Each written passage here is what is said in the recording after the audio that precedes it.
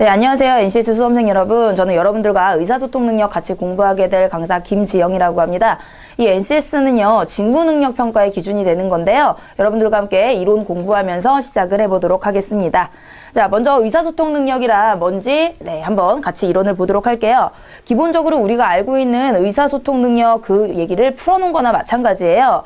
상대방과 의견을 교환할 때 서로 전달하려는 의미를 정확하게 전달할 수 있는 능력을 의미한다 했는데요. 여기서 핵심은 뭐겠습니까? 의미를 정확히 전달한다는 게 바로 의사소통 능력의 가장 큰 핵심이 되겠죠. 그러기 위해서 우리가 문서를 읽고 이해하는 능력 외에도 요즘에는 외국어 능력에 대해서 같이 준비를 하셔야 할 것 같습니다. 먼저 문서적인 측면의 의사소통을 한번 보도록 할게요. 문서적인 측면이라고 하는 거는요.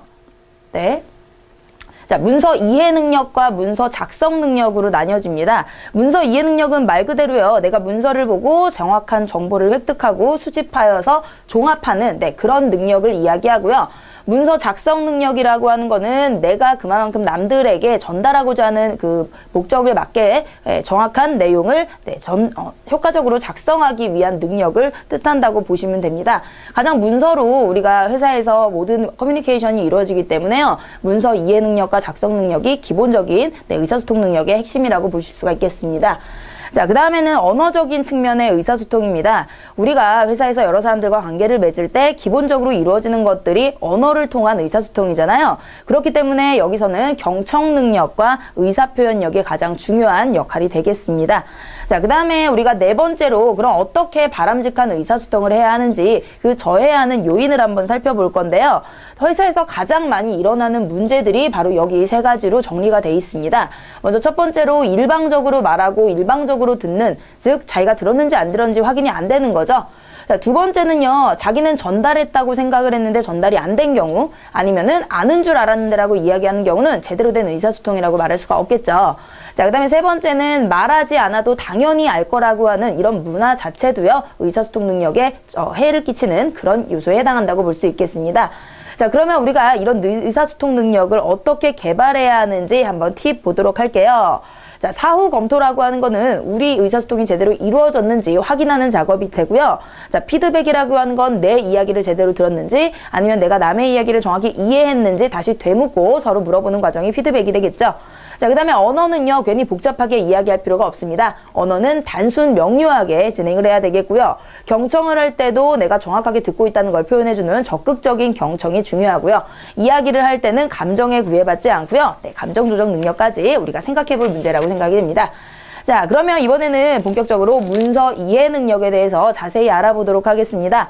자, 문서 이해 능력이란 것은요, 직업 현장에서 자신의 업무와 관련된 인쇄물이나 기호화된 정보 등 필요한 문서를 확인하여 문서를 읽고 이해하여 요점을 파악하는 능력이다. 결국에 문서를 확인해서 내가 정확한 내용을 파악할 수 있는지 그거에 대한 이해를 물어보는 게 문서 이해 능력입니다. 그렇기 때문에 여기 나와 있는 문장이나 정보를 정확히 이해하는 게 필요할 것이고요. 여기에 함께 나와 있는 도표나 수나 기호 같은 것들도 분명하게 이해할 수 있는 능력이 필요하겠죠.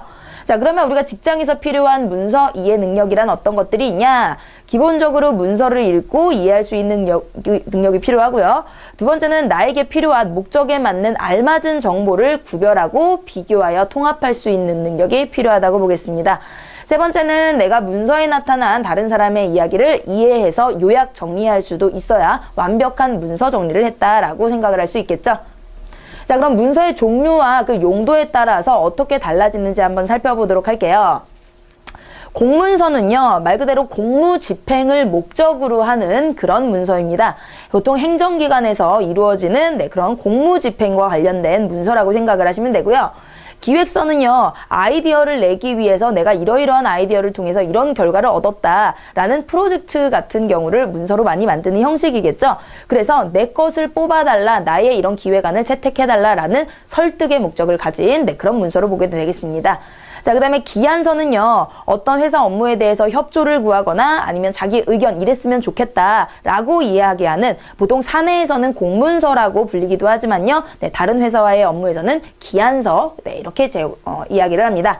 자, 그다음에 네 번째는 보고서가 있겠는데요. 말 그대로 보고하는 그런 문서입니다. 자기가 지금 하고 있는 업무의 현황이나 진행 상황 아니면은 어떤 과정이나 결과 같은 것들을요.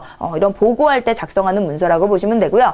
자, 설명서는 우리가 소비자들이 가장 많이 접할 수 있는 이런 실용적인 문서죠. 어떤 상품에 대해서 특성이나 작동 방법이나 어떻게 조작하는지 이런 것들을 설명하기 위한 그런 문서를 말합니다. 자, 보도자료는요, 언론을 상대로 자기들에게 이런 보도자료를 제공을 하는 건데요. 우리 회사의 정보가 이런 것들이 기사로 낼 만하다 이렇게 제공을 하면 이것들을 기사로 써달라라고 요청하기 위한 것들을 보도자료라고 합니다. 자, 자기소개 전에 회사 들어갈 때 우리 한 번씩은 다 써봤을 텐데요. 자기 스스로에 대해서 뭐 성장 과정이나 환경이나 내가 이 회사에 왜 입사하게 됐는지 앞으로 어떻게 하겠다 뭐 이런 것들 자기 소개하는 문서겠죠. 자, 비즈니스 레터는 말 그대로 이메일입니다. 그래서 이거는 작게는요, 비공식적인 문서로 치기도 하지만요, 기본적으로 사업이나 아니면 고객에게 보내는 이런 편지를 이메일로 보내기 때문에 공식적인 문서를 정할 때도 요새는 많이 비즈니스 레터를 사용하는 편이기도 하죠. 자, 그 다음에 비즈니스 메모가 마지막에 있는데요. 이건 말 그대로 간단한 메모를 의미합니다. 업무상에 우리가 중요한 일이나 체크할 상황들 메모에서 전달하는 그런 간단한 이런 폼을 비즈니스 메모라고 합니다. 그러면 우리는 이런 문서들을 어떻게 이해를 해야 하는지 한번 살펴보도록 할게요. 먼저요, 가장 중요한 것은 문서의 목적입니다. 내가 이 문서를 읽고 어떤 목적에 따라서 요구하는 정보들이 달라지는가 생각을 해서요, 문서의 목적을 이해를 하고요. 그 다음에 이 문서가 작성된 배경과 주제, 이거는 모든 글에서 다 중요한 거겠죠? 자, 주제 정확히 파악을 하셨으면 문서에 쓰여진 정보를 정확하게 밝히고 문제가 제시하는 이런 현안 문제들을 파악을 하는 겁니다. 자, 그래서 내가 이 문서를 통해서 문제점을 이렇게 발견을 했으면요, 이 문제를 통해서 행동에 관한 분석을 해야 되겠죠. 어떤 것들이 필요되냐, 욕구나 요구 같은 것들이 나에게 어떤 것들이 필요하냐 내용 분석을 하시고요. 여기에 우리가 이해한 목적 달성을 하기 위해서 생각하고 결정을 한 후에 상대방의 의도를 이렇게 요약 정리하면은 이게 바로 문서를 이해했구나 라고 이야기할 수 있는 절차가 되겠습니다. 자, 그러면 여기까지 문서 이해 능력 한번 같이 봤는데요. 이번에는 문서를 작성하는 능력입니다. 자, 문서 작성 능력이란 직장 생활에서 요구되는 업무의 목적과 상황에 적합한 아이디어나 정보를 전달할 수 있도록 이번엔 문서를 작성할 수 있는 그런 능력을 이야기합니다. 그래서 대부분은요, 이렇게 문서로 우리가 이야기를 하게 되기 때문에요. 네, 이런 문서 작성 시 우리가 고려해야 할 사항들을 생각을 하면서 문서 작성의 요령에 대해서 알아보도록 하겠습니다.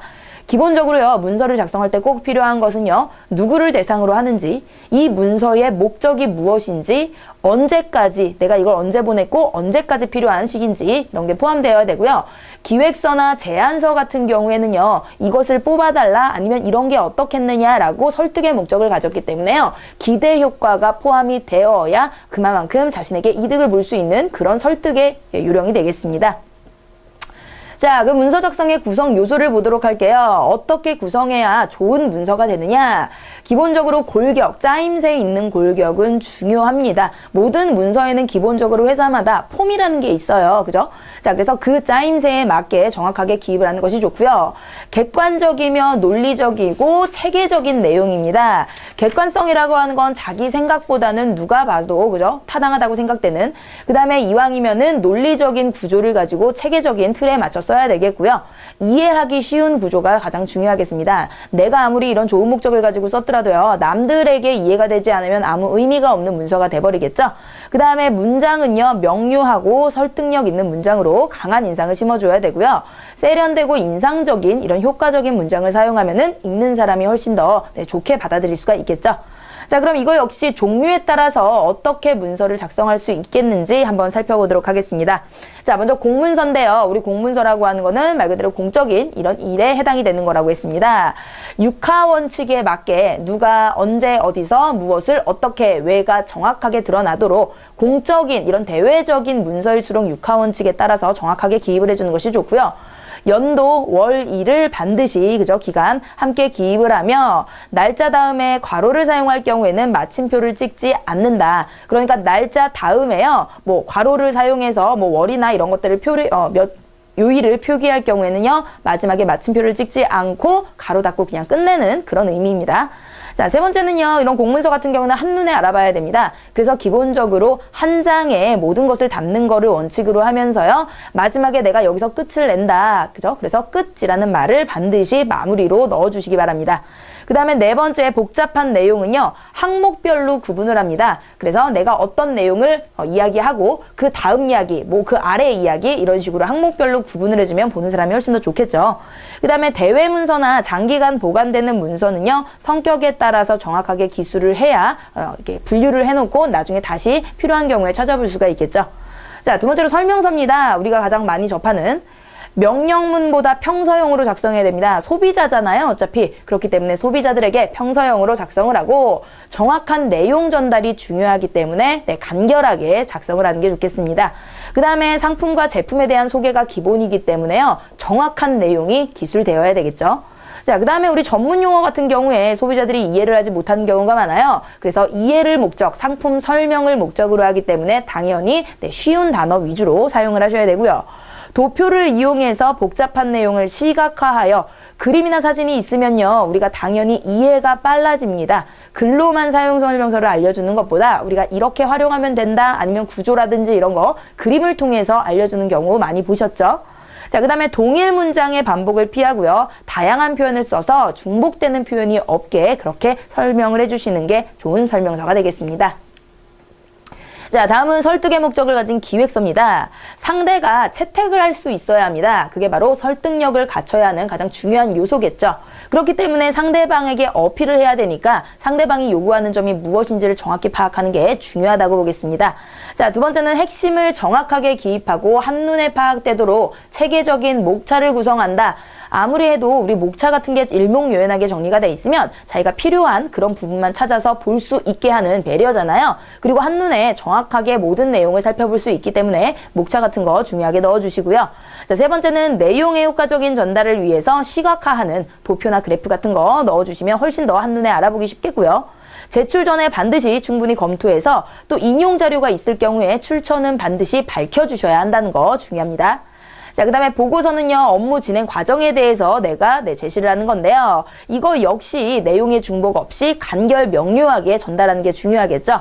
자, 보고서는요, 이거를 가지고 내가 업무를 이렇게 처리했다 이야기하는 것이기 때문에 개인 능력을 평가하는 잣대가 됩니다. 그렇기 때문에 최종 점검 반드시 하고 제출을 하시고요. 그 다음에 세 번째 복잡한 내용은 역시 도표나 그림 활용을 하고 참고 자료는 인용, 출처 정확하게 제시를 하는 게 중요하겠습니다. 자, 그 다음에 우리 보고서를 전달을 하면요. 윗사람들이 이것에 대해서 질문을 할 경우가 많이 생기죠. 그렇기 때문에 예상 질문을 생각을 해보고 답도 준비하는 게 미리미리 준비하는 역할이 되겠죠. 자, 그러면 이런 문서 작성들을 어떻게 우리가 쓸 수 있느냐. 문장은 기본적으로 짧고 간결해야 합니다. 그래야 상대방에게 정확한 내용을 전달할 수 있겠죠. 두 번째, 상대방이 이해하기 쉽게 기본적인 이야기입니다. 그 다음에 한자 사용은 되도록 자제해야 모르는 경우, 한자를 모르는 상대방이 모르는 경우에도 이해가 잘 될 수 있겠죠. 그 다음에 간결체, 문장이 길어지면요. 내용이 중언부언되든지 아니면 호응 구조가 맞지 않든지 정확하게 무슨 얘기를 하는지 모르게 됩니다. 그러니까 문장은 한 문장에 하나의 팩트만 정확하게 간결하게 작성을 하시고요. 이왕이면 긍정문, 그게 상대방에게 읽혔을 때요. 훨씬 더 좋은 결과를 가져오게 됩니다. 자, 그 다음에 간단한 표제를 붙여서 항목별로 구분을 해주는 게 좋겠고요. 문서의 주요한 내용 먼저, 사람들이 글이 길어지면요. 집중력도 떨어지고 다 끝까지 보지를 않습니다. 그렇기 때문에 먼저 중요한 내용을 제시를 하고 뒷부분으로 갈수록 약한 내용 이렇게 제시를 하면 되겠습니다. 자, 그리고 문서 표현의 시각화라는 이야기를 많이 했는데요. 한눈에 보기 쉽도록 우리가 차트나 데이터나 이미지 같은 것들을 여러 가지 문장이나 통계적 수치 같은 것들을 표나 그래프, 사진, 그림 등으로 나타내는 것을 시각화라고 하는 거겠죠. 자, 그러면 다음으로 경청 능력, 잘 듣는 능력 한번 보도록 하겠습니다. 다른 사람의 말을 주의 깊게 듣고요. 공감하는 능력입니다. 자, 그래서 원활한 의사소통을 위해 기본적으로 말을 잘하는 것보다 잘 들어주는 게 너무나 중요한 이런 요소이기 때문에요. 우리가 꼭 갖춰야 할 그런 요소라고 생각이 됩니다. 자, 그럼 경청의 방법, 우리가 기본적인 예의를 갖추고 있다면 누구나 알 수 있는 겁니다. 혼자서 대화를 독점하지 않는다. 그래야 잘 들을 수 있겠죠. 두 번째는 상대방의 말을 가로채지 않고요. 이야기 가로막지 않고요. 의견이 다르더라도 일단 수용을 하는 게 좋습니다. 그래서 네가 그렇구나. 하지만 나는 이렇게 생각해라고 먼저 수용을 하고 자기 이야기를 하는 게 훨씬 상대방에게 좋은 인상을 심어줄 수 있고요. 말하는 순서를 지켜가며 이야기를 해야 되겠고요. 논쟁에서는 먼저 상대방의 주장을 들어주는 게 좋습니다. 왜냐하면 내 이야기를 하고 나중에 반박을 듣는 것보다 상대방의 이야기를 충분히 들어주고요. 그거에 대한 반박이나 자기 의견을 내세우면은 좋은 인상도 심어줄 뿐더러 그 사람의 의견에 대한 반박도 쉽게 할 수 있겠죠. 자, 그다음에 우리나라 사람들이 약한 시선을 맞추는 아이 컨택이라고 그러죠. 이런 것들도 중요한 요소. 내가 네 얘기에 관심이 있고 잘 듣고 있다라는 걸 보여주는 역할을 하게 됩니다. 자, 그 다음에 귀로만 듣지 말고 오감을 동원해 적극적으로 경청한다. 남자분들 이런 거 잘 못하시는데요. 여자분들 이렇게 하나 이야기하면 맞장구를 쳐주고 온몸으로 그렇게 맞장구를 쳐주고 하잖아요. 그런 것들이 경청의 방법이라고 하나 생각하시면 되겠습니다. 자, 경청의 올바른 자세입니다. 이거는 뭐 기본적으로 예의를 지킨다라는 생각으로 한번 보시면 되겠습니다. 자, 경청의 올바른 자세는요, 상대방을 정면으로 마주해야 합니다. 그래야 내가 너와 함께 이야기할 준비가 되어 있다라는 걸 보여주는 걸 테고요. 자, 손이나 다리를 꼬지 않는, 즉 손으로 팔짱 끼는 거라든지 다리를 꼬고 앉는 거는 기본적으로 예의에 어긋나죠. 이것은요, 상대방으로 하여금 개방적이지 않고 나는 폐쇄적이고 너의 이야기에 반박할 이런 준비로 사람들이 느끼기 때문에요, 마음을 열지 않는 모습입니다. 그러니까 그런 포즈를 취하지 않으셔야 마음을 열었다고 상대방이 느낄 수가 있는 거겠죠. 자, 그 다음에 상대방을 향해서 상체를 기울여 앉아야 내가 주의 깊게 네 얘기에 관심이 있구나 하는 느낌을 줄 수 있고요. 우호적인 눈의 접촉, 그죠? 눈이 바로 말에 가장 중요한 이런 역할을 합니다. 자, 비교적 편안한 자세를 취해서 자기가 전문가다운 자신만만함을 보여주면 훨씬 더 좋겠죠. 자, 그러면 이제 의사 표현 능력을 한번 보겠습니다. 잘 들어주었으면 나도 이런 의사 표현 능력을 정확하게 활용을 해야 되겠죠? 자, 의사 표현 능력이란 문제 살펴보도록 하겠습니다.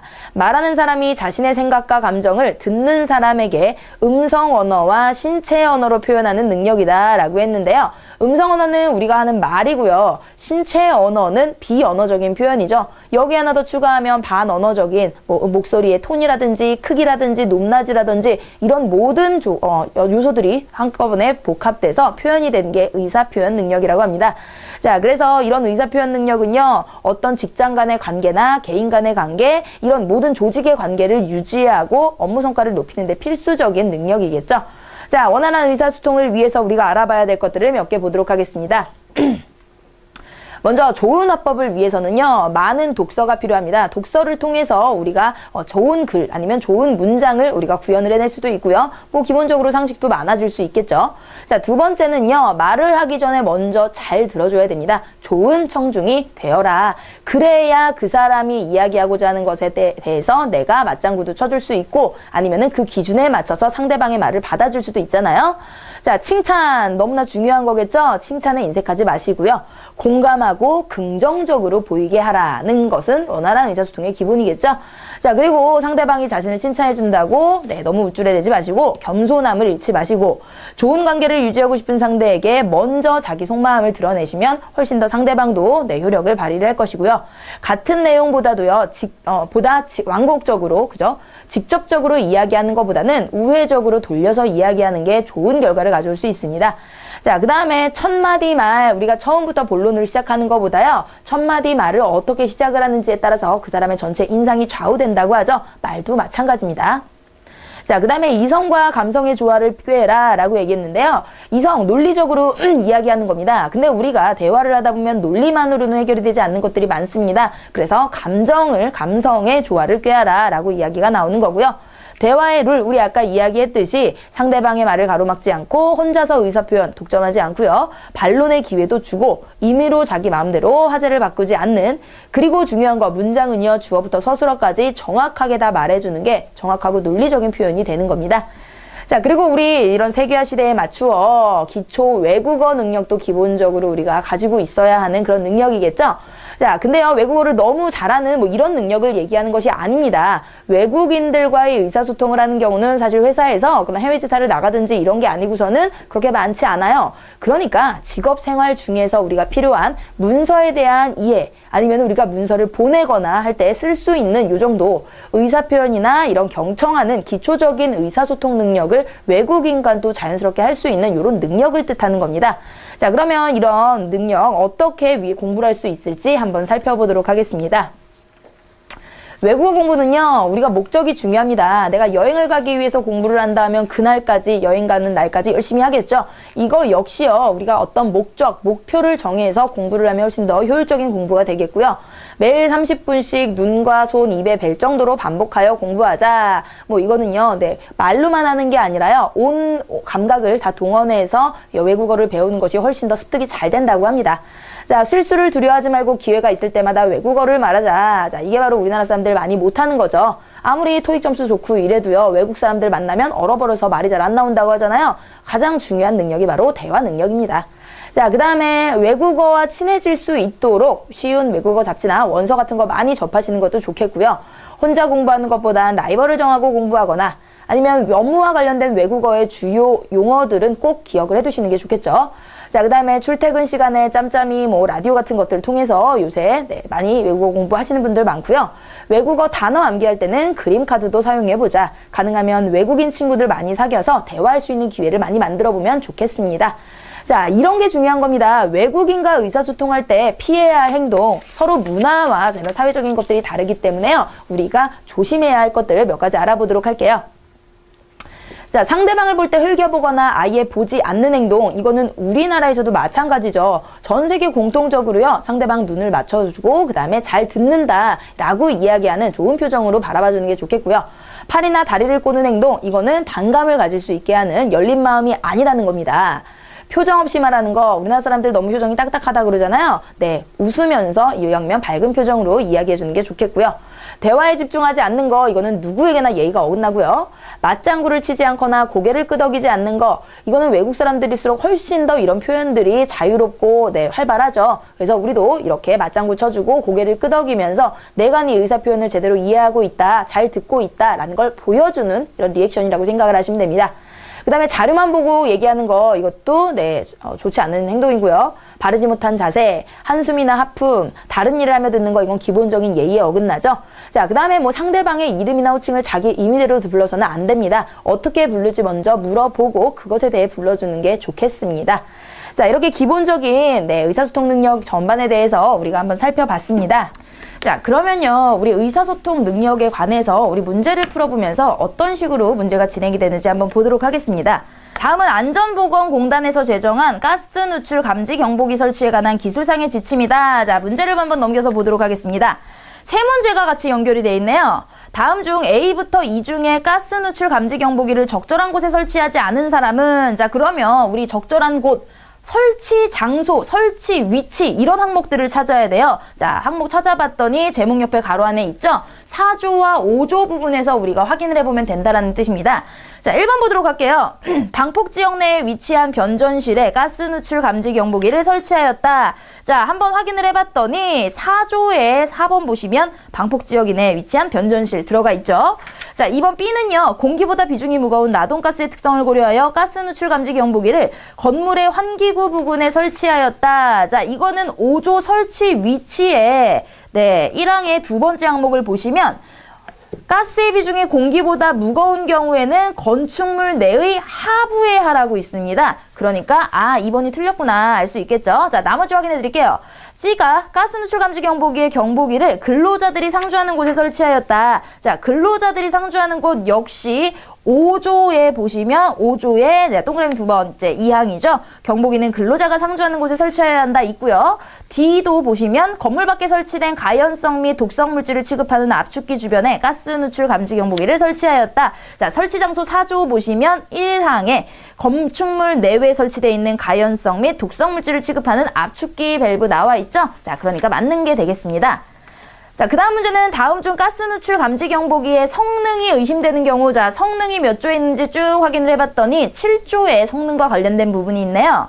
자, 1번에 등유에 증발가스가 누출되었음에도 불구하고 독성가스 누출 감지 경보기의 경보가 울리지 않았다. 자, 7조 성능의 1항을 보시면요. 여기 두 번째 줄에 등유의 증발가스, 배기가스, 탄화수소계 가스와 그 밖의 가스에는 경보가 울리지 않아야 한다. 나와 있죠? 제대로 됐네요. 자, 이번에 독성가스를 감지하는 경보기는 0에서 허용농도의 3배 값의 범위에 눈금을 가지고 있었다. 자, 이거 글자 나온 거 보시면 이거 역시 7조에 4번에 있네요. 지식의 눈금의 범위는 가연성 가스용은 0에서 폭발 한계값, 독성 가스는 요 분이죠. 0에서 허용 농도의 3배 값이어야 한다라고 나와 있으니까 이것도 맞는 거고요. 자, 3번에 경보 발신 후 곧바로 조치를 취할 수 없는 상황이라 그대로 두었더니 가스 농도의 변화에 따라 저절로 경보가 정지되었다. 자, 이거는요. 5번을 보시면 7조의 5번을 보시면 경보를 발신한 후에는 가스 농도가 변화해도 계속 경보를 울려야 하며 라고 나와 있습니다. 그러니까 잘못된 거죠. 계속 울려야 한다라는 거고요. 자, 네 번째 확인할게요. 일산화탄소를 감지하는 가스 누출 감지 경보기를 설치하였는데 경보 농도의 1.6배인 상태에서 30초 이내로 경보가 울리지 않았다. 자, 그거는 7조의 2번을 보시면 나와 있네요. 그죠? 가스 누출 감지 경보기의 가스 감지에서 경보 발신까지 걸리는 시간은 경보 농도의 1.6배인 경우 보통 30초 이내일 것. 다만 여기 뒤에 부분 나오죠? 암모니아, 일산화탄소 또는 유사한 가스 등을 감지하는 누출 감지 경보기는 1분 이내로 한다라고 나와 있으니까 3번이 의심이 되는 경우입니다. 자, 그 다음 문제, 다음 중 가스 누출 감지 경보기가 갖추어야 할 구조에 대한 설명으로 옳지 않은 거. 자, 이 구조 문제 8조에 있죠? 자, 8조 보고 확인을 해보도록 하겠습니다. 자, 1번. 가스에 접촉하는 부분은 내식성 재료나 충분히 부식 방지 처리가 된 재료를 사용하며 그 외 부분은 도장이나 도금 처리가 양호한 재료를 사용한다. 자, 8조의 2항을 보시면 똑같이 있고요. 이번에 경보는 램프의 점등 또는 전멸 방식을 사용하거나 경보가 울리는 방식을 사용해야 한다. 자, 이거는 8조의 5항을 보시면요. 경보는 램프의 점등 또는 전멸과 동시에 경보를 울려야 한다고 했습니다. 근데 이건 또는이라고 나와 있으니까 분명히 다른 의미예요. 2번이 틀렸고요. 3번에 가연성 가스의 누출 감지 경보기는 방폭 성능을 갖춘 것이어야 한다라고 했습니다. 그래서 이 방폭 성능도 3번에 나와 있고요. 그 다음에 충분한 강도여야 하며 취급과 정비가 쉬워야 한다는 첫 번째 문항에 있네요. 자, 다음 문제 보도록 하겠습니다. 다음은 사원들이 아래 신문기사를 읽은 후 나눈 대화이다. 대화의 흐름상 괄호 안에 들어갈 말로 가장 알맞은 거. 자, 근데요, 신문기사가 나오고 대화가 나와 있다라고 하는 거는요, 이 신문기사의 내용을 바탕으로 사람들이 이야기를 한 겁니다. 그렇기 때문에 이 긴 신문기사를 다 읽고 대화를 보는 것보다 대화만 가지고도 우리 신문기사의 내용을 유추할 수 있다라는 거. 그러니까 저는 신문기사를 보지 않고 이 이야기를 읽은 대화만 가지고 한번 문제를 풀어보도록 할게요. 자, 소연이가 신기하다. 치매가 예술을 탄생시킨 하나의 촉매가 된 거네 다름없네. 아, 내용이 치매를 이렇게 예술로 발전시킨 긍정적인 기능을 한 내용이었나 봐요. 희선이가 그러게 언어장애를 꼭 불행으로만 단정 지을 수도 없겠어. 안 그래? 자, 얘 역시 언어장애를 긍정적으로 바라보고 있습니다. 그런데 현미는 내 생각은 달라라고 이야기했어요. 그러면 이 가로 안에는 당연히 부정적인 이야기가 들어가야 되겠죠. 자, 그럼 봅시다. 보기에 1번. 전두축두 치매를 앓는 환자들의 예술적 재능이 발견될 수 있도록 장려하는 프로그램이 개발되면 좋겠어. 그죠? 치매를 앓는 사람들의 예술적 재능을 개발하자니까 긍정적인 기능으로 이야기한 거니까 틀렸고요. 이번에 전두축두 치매를 앓는 사람 모두가 그런 잠재적 재능이 있는 건 아닐 거야. 부정적으로 보고 있죠? 난 평범하게 살지언정 그런 질병은 걸리지 않았으면 좋겠어. 자, 부정적으로 두려워하고 있습니다. 가장 지금 답에 부정적인 아이예요. 3번 보시면 저런 재능이 발굴되고 난 후 치매 증상이 완화된 사례가 있는지 찾아봐야겠는걸. 긍정적으로 완화될 수 있다고까지 생각을 하니까 적절하지 않고요. 치매뿐 아니라 다른 신체적 장애가 있음에도 저런 예술이 탄생할 수 있다는 건 참 놀라운 일이야. 이거 역시 긍정적으로 바라보고 있으니까 답은 나왔겠죠. 2번으로. 자, 다음 문제는요. 전세보증금 반환 보증의 약관입니다. 자, 이걸 보고 물음에 답하라고 합니다. 자, 이것도 두 문제가 연결이 돼 있는데요. 먼저 문제를 보고 문제에서 해당하는 그 항목만 보시면 되겠습니다. 자, 연결된 첫 번째 문제를 봤더니 아예 4조와 5조를 보래요. 게다가 잘못된 글자는 모두 몇 개인가 나왔습니다. 우리 최종 검토할 때 많이 하는 것들이죠. 그러니까 이거는요. 빠르게 이 부분을 읽으시고 집중력, 꼼꼼함 이런 거 가지고 읽어 나가시면 되겠습니다. 그리고 주의하실 점은요. 그냥 문장을 읽다 보면요. 문맥 내에서 나도 모르게 그냥 맞다라고 생각하고 제대로 읽어버리는 경우가 많아요. 그렇기 때문에 정확하게 한 어절 한 어절 끊어서 확인을 하도록 하겠습니다. 자, 그럼 4조, 5조 한번 꼼꼼하게 읽어보면서 틀린 개수 확인을 해보도록 하겠습니다. 제4조 보증 조건의 변경, 항상 제목이나 가로 안에 있는 것도 빠뜨리지 말고 보시고요. 1항 주 채무자 및 보증 채권자는 보증회사로부터 서면에 의한 동의를 받지 아니하고는 보증 조건을 변경할 수 없습니다. 동의가 아니라 동의 하나 나왔고요. 보증 조건의 변경은 보증회사가 변경 사항을 주 채무자 및 보증 채권자에게 서면으로 알리거나 보증서의 보증 조건을 정정하여 재교부한 거죠. 다시 발급을 한 거니까 바꿔서 고쳐서 정정 두 번째 나왔고요. 경우에만 성립합니다. 제5조는 통지 의무입니다. 주 채무자 또는 보증 채권자는 다음 각 호에 어느 하나에 해당하는 사유가 발생한 경우에는 1월 이내에 서면으로 그 내용을 보증회사에 통지하여야 합니다. 알려줘야 된다라는 의미 통지겠죠. 자, 첫 번째 항이 봤더니요. 주 채무자 또는 보증 채권자가 변경되었을 때, 주 채무자, 보증 채권자, 연대 보증인의 주소가 변경되었을 때, 경공매 개시 결정을 통보받았을 때, 보증 사고가 발생하였을 때, 보증 사고 사유가 회소된 게 아니라 해소된 거겠죠. 네, 없어졌을 때, 해소되었을 때, 전세 계약이 종료되었을 때, 기타 보증회사의 보증 채무에 영향을 미치는 사항이 발생하였을 때, 보증회사는 주 채무자 또는 보증 채권자가 정당한 사유 없이 제1항의 통지를 지연하거나 하지 않음으로써 증가된 채무는 부담하지 아니합니다. 라고 5개가 나왔네요. 그래서 4번 체크하시면 되겠습니다. 자, 연결되는 문제 보면요. 약관을 바탕으로 어느 고객센터에 올라온 질문이래요. 답변을 할 때 옳지 않은 거. 그러면 이 제목에 있는 가로 안에 있었던 어느 항목인지 파악을 하고 거기서 답변을 찾아야 되겠죠? 자, 1번의 질문을 보도록 하겠습니다. 보증서에 적힌 보증기간이 딱 하루 지났는데 보증회사에서 미반환된 전세보증금을 받을 수 있나요? 자, 이거는 보증회사의 책임이 어디까지입니까? 라는 문제입니다. 그러면 자, 몇 조를 봤더니 3조예요. 보증 책임 범위라고 하는 항목이 있어요. 봤더니 보증회사는 보증서에 기재된 보증기간 이내에 미반환된 전세보증금에 한하여 책임을 부담한다고 했습니다. 그러니까 얘는 하루 지났더라도 받을 수가 없다가 나와야 되겠죠? 자, 답을 봤더니 역시 미반환된 전세보증금을 받으실 수 없습니다라고 대답을 했으니까 옳은 답이네요. 2번 보시면 원룸을 전세로 살고 있는데 그 원룸이 경매에 넘어갔어요. 배당 후에도 전세금을 돌려주지 않고 있는데 어떻게 해야 하나요? 자, 경매에 넘어갔대요. 자, 이런 경우에는 어떻게 해야 되냐 얘기했더니 자, 통지 의무의 5항을 보시면요. 1항의 세 번째 호를 보시면 경공매의 개시 결정을 통보받았을 때라는 항목이 있어요. 이럴 경우에 어떻게 하라고 그랬죠? 1월 이내에 서면으로 보증회사에 통지를 먼저 해주고 돌려주지 않은 거는 어떻게 받아야 한다? 이행 청구를 해야 되겠죠? 내가 이행을 해달라라고 청구하는 그거 사항은 8조에 있습니다. 자, 8조의 2번을 보시면 전세계약 기간 중 전세 목적물에 대해 경매 공매가 실시되어 배당 요구 후 보증 채권자가 전세보증금을 반환하지 못하였을 경우엔 배당표 등 전세보증금 미수령액을 증명하는 서류를 제출해 이행을 청구해야 합니다. 라고 자세한 사항이 나와 있죠. 자, 그러니까 대답 어떻게 했는지 볼까요?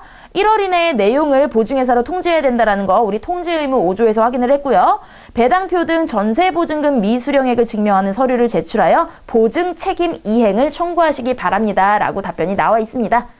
자, 세 번 부제 보시면요. 현재 살고 있는 전세방에서 이사를 가려고 하는데 계약 만료 기간을 깜빡하고 집주인에게 이사 간다는 것을 말하지 않아 묵시적 갱신이 되었어요. 자, 이거 6조에 보시면요. 보증사고에 해당이 되는지 안 되는지 우리 궁금하니까 확인을 해보도록 할게요. 네, 6조의 1항의 2호 보시면요. 전세계약 기간 중 전세 목적물에 대하여 경매 또는 공매가 실시되어 배당 후 보증 채권자가 전세보증금을 반환받지 못하였을 때, 그 다음에 2항에 네, 묵시적 갱신을 포함해서 전세계약 기간이 갱신되지 않은 경우에 하나입니다. 라고 2항에 나와 있네요. 자, 그러니까 이거는 보증사고로 볼 수 없다라는 거겠죠? 자, 그래서 보증회사에서 받을 수 있나 물어봤더니 묵시적 갱신이 된 경우엔 보증사고에 해당되지 않으므로 책임을 부담하지 않습니다. 정확한 답이겠죠? 네 번째 보시면요. 보증채권자는 언제까지 보증회사의 보증책임 이행을 청구할 수 있나요? 자, 우리 이행 앞에서 8조라고 봤죠. 자, 8조 확인을 한번 해보면요. 8조에 3항에 보증채권자는 보증일로부터 2월 이내에 이행을 청구하여야 합니다. 라고 나와 있습니다. 그런데 여기 대답은요. 1월 이내에 청구하라고 나와 있으니까 이 부분이 틀린 거겠죠? 그래서 4번 틀린 거 체크를 하시고 자, 다음 문제 보시면 사원들이 아래 신문 기사를 읽은 후 나눈 대화랍니다. 대화의 결론으로 가장 적절한 거. 자, 분명히 그럼 이 아래 나와 있는 대리들은요, 위에 신문 기사를 읽고 이야기를 한 거란 말이에요. 그러니까 우리가 굳이 두 번 같은 내용을 읽을 필요는 없다라는 거죠. 그럼 이들의 대화만 가지고 전체 내용 파악을 해보도록 하겠습니다. 자, 김 대리는요, 우주 쓰레기는 저궤도에 속하는 800에서 1000km 고도 사이에 가장 많이 몰려 있는데 그 고도에 있는 우주 쓰레기들이 자연적이고 고도 낙하로 소멸되는 시간이 많이 걸려 그런 거래. 라고 이 우주 쓰레기에 대한 내용 정리를 해주고 있고요. 송 대리는 그리고 전문가들은 우주 쓰레기가 급증하면서 인공위성에 근접하는 경우가 잦아 이로 인한 충돌을 막으려면 대책 마련이 시급하다고 지적하던데, 자, 문제 제기를 한 부분을 송 대리가 정리해줬네요. 박 대리는 맞아. 그래서 여러 나라가 우주 쓰레기에 레이저를 쏘아 궤도를 바꾸거나 그물을 이용하여 우주 쓰레기를 모으는 청소 위성 등을 구상하고 있대. 라는 해결 방안을 이야기하고 있죠. 자, 전체적으로 보세요. 내용 정리했고 문제 제기하고 해결 방안이에요. 그러면 이 중에 뭐가 제일 중요할까요? 당연히 해결 방안이 가장 중요한 겁니다. 그러면 이 해결 방안과 관련된 거 3번에 우주 쓰레기로부터 위성을 보호하기 위해 국제사회의 상호 공조가 중요하다. 이게 바로 이 마지막에 박 대리가 얘기한 해결 방안에 해당이 되는 거겠죠. 자, 다음 문제 보시면요. 다음은 사원들이 리더십과 관련된 자료를 보고 각자의 견해를 정리한 것이다. 글의 취지에 반하는 사람, 자, 혼자 다른 의견을 이야기하고 있는 사람입니다. 이런 거 같은 경우에는요, 이 전체 내용이 뭔지 핵심적인 내용을 파악하고 그것과 다른 얘기를 한 사람을 골라라 라는 내용인데요. 자, 그러면 한번 주제를 찾아보도록 할게요. 주제를 찾을 때는요, 글이 길어지고 내용이 많을 수가 있는데요. 사실은 우리가 주제를 이야기하는 부분은 몇 문장 안 된다라는 거 기억을 해두시고, 안 읽어도 되는 부분이라든지 아니면 그냥 넘어가도 되는 달라, 주제를 이미 찾았으면 그 뒷부분에 구체적인 내용들은 안 다뤄도 안 읽어도 된다라는 얘기입니다. 자, 그럼 제가 한번 읽으면서 문제 한번 해결해 보도록 하겠습니다. 어떤 연구자는 리더십을 목표 달성을 위해 행사되는 영향력이라 정의 내리고 리더의 공통된 자질로 뭐 이런 것들을 꼽았다. 자, 이건 어떤 연구자의 이야기예요. 별로 중요하지 않아요. 그러나, 자, 그러나가 나오면 일반적인 사람 얘기가 아니라 그러나 나는 다르게 생각한다로 이야기의 초점이 넘어갔어요. 그렇기 때문에 여기에 내 주장이 있다라는 뜻에 가깝겠죠. 실제로 리더가 갖춰야 할 조건이란 이론적인 것이며 상황에 따라 달라지는 것이 사실일 것이다. 첫 번째 문단에서 중요한 내용은 바로 이 부분에 밑줄을 치셔야 되는 거네요. 리더가 갖춰야 될 거는 상황에 따라 달라진다. 여기 밑줄을 치시면 네, 요 다음 단락 요것과 관련된 내용이 당연히 나와야 되겠죠. 정치 세계에 있어서 리더십의 요건이 경제, 군대, 교육계에 있어서 요건과 같을 개연성은 없다. 예를 들고 있어요. 즉, 우리가 1단락에서 밑줄 친 요 부분을 구체화하는 단락이라는 겁니다. 이런 것들에 조금 자신감이 생기시면은요, 요 두 번째 구체화 단락은 안 읽고 바로 문제를 푸셔도 돼요. 근데 이제 오늘은 배우는 시간이니까 쭉 보시면, 전개만을 생각할 때 그 나라가 어떤 상황에 놓여 있는가에 따라 필요한 리더십도 달라진다. 즉 같은 경우는 부연 설명, 상술해 주는 거니까 안 읽고 넘어가셔도 무방합니다. 어디에서나 가능하는 유일하고 절대적인 리더십의 존재는 수긍하기 어렵다. 자, 계속 우리 아까 밑줄 친 내용을 설명하고 있습니다. 리더십을 강력한 통솔력인 것처럼 해석하는 사람도 있으나 자유방위형이나 상담형의 리더십이라는 것도 있을 수 있으며 상황에 따라서 후자의 유형이 유효하게 가능한 일도 있다. 물론 어떤 조직에서는 다른 유형의 리더십이 제대로 가능한 경우도 있을 수 있다. 리더십이란 특정인만이 갖고 있는 특수한 자질인 것은 아니다. 리더가 될 수 있는 잠재적 능력은 선천적, 생득적인 것이 아니라 오히려 후천적인 것이며 거의 대부분의 사람들은 인위적 훈련에 따라 어떤 형태의 리더십인지 몸에 익히는 게 가능하다. 그러나 모든 조직, 집단, 국가는 광의에 있어서 환경 속에 존재하며 이것과의 적합성이 항상 의문시된다. 아, 이 단락이 이렇게 길었지만 사실은 우리 1단락에서 밑줄을 치고 그거에 대한 구체화 단락이기 때문에 안 읽고 넘어갔어도 되는 부분이라는 거. 자, 그럼 마지막 단락 한번 볼게요. 어려운 것은 리더십을 몸에 익히는 것보다도 어떤 리더십을 몸에 익히고 발휘하면 되는가 하는 문제이다. 자, 중요한 게 바로 이거라는 겁니다. 그죠? 여기도 한번 밑줄 쳐볼게요. 어떤 리더십을 몸에 익히고 발휘하면 되는 것인가. 통솔력이 뛰어난 강력한 리더가 되는 것보다 그 조직, 환경에 있어 바람직한 리더상이 무엇인가를 간파하는 게 어려우며 본질적으로 중요하다라고 나왔습니다.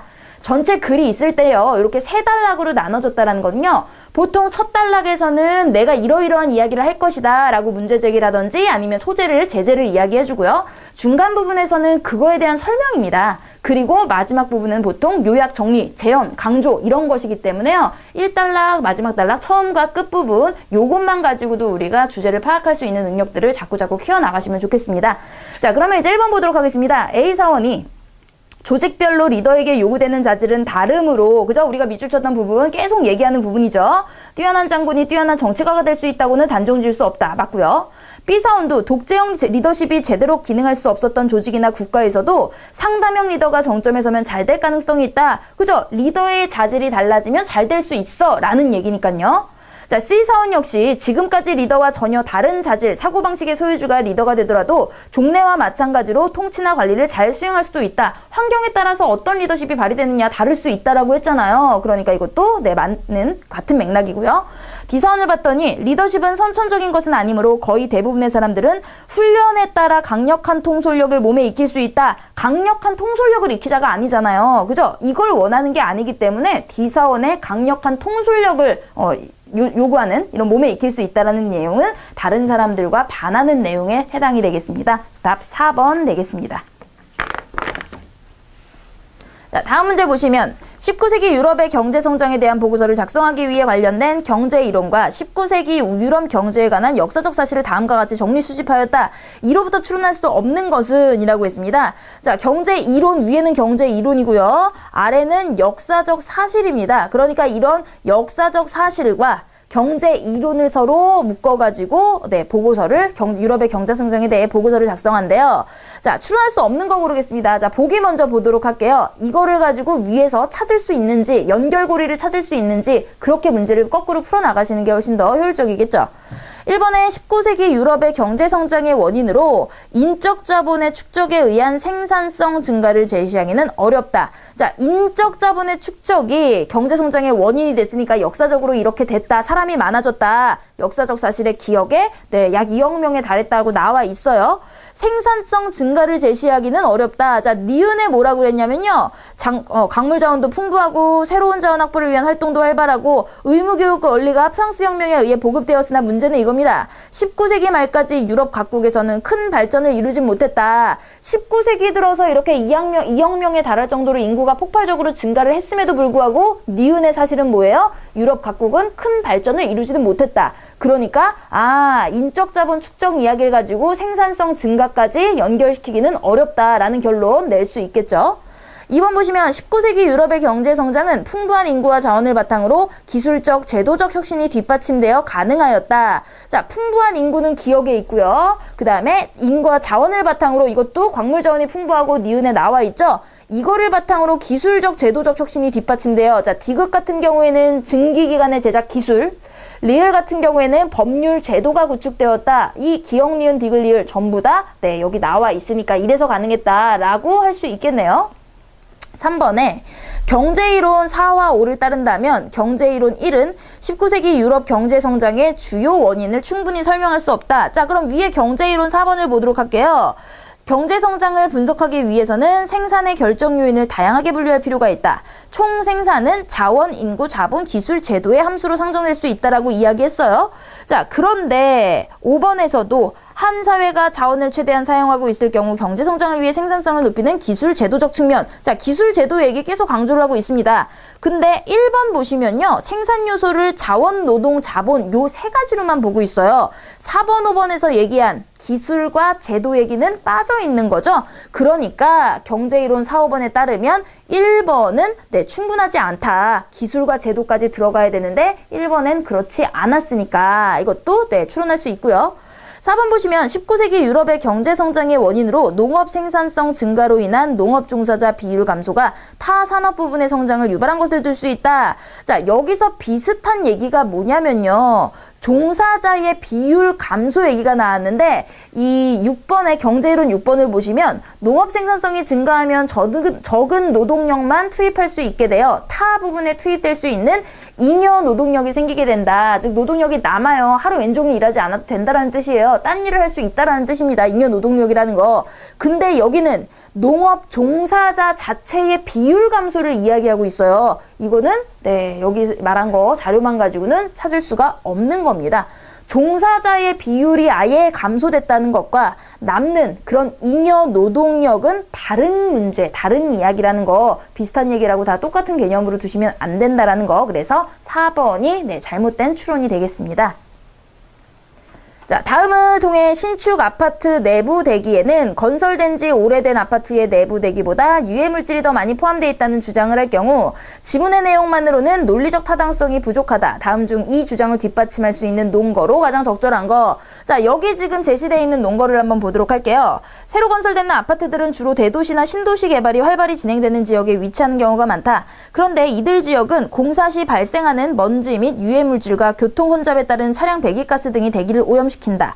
이렇게 오염된 대기는 아파트 안에도 축적되어 내부 대기를 오염시킨다. 라고 자, 첫 번째 근거가 나왔어요. 그런데 요 근거만으로는 타당성이 부족하니까 자, 타당성이 부족할 때 내가 주장을 하려면 어떻게 해야 되죠? 당연히 근거를 더 갖다 대야 돼요. 그러니까 신축 아파트 내부 대기에 오래된 것보다 더 유해 물질이 많다라는 다른 근거를 제시를 해줘야 된다는 뜻입니다.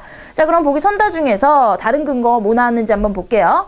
1번에 오래된 아파트는 내부가 낡고 환기가 원활하게 되지 않아 세균 곰팡이가 잘 번식하므로 내부 대기가 오염되기 쉽다. 이건 신축 아파트가 더 유해하다가 아니라 오래된 아파트가 더 유해하다니까 전혀 근거와 관계없는 증거를 가지고 왔어요.